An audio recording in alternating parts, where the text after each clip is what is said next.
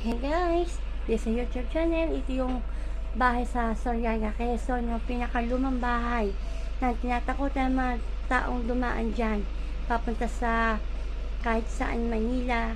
Ito pinakakatatatang haunted house dito sa lugar namin, sa lugar na yan.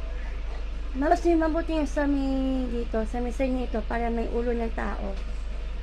Ito kasi ay kakatakutan ng bahay na yan. Ito ay sinutihan na Sheikh Muratin Erol. Yun yung pamagatay ate.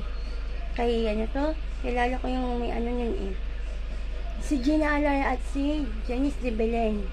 Nag-shooting ng Sheikh Muratin Erol noong unang panahon.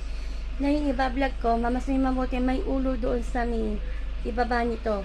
Yan, gusto niyo mabuti may ulo. Yan. Yan, may ulo sa may sa may poste.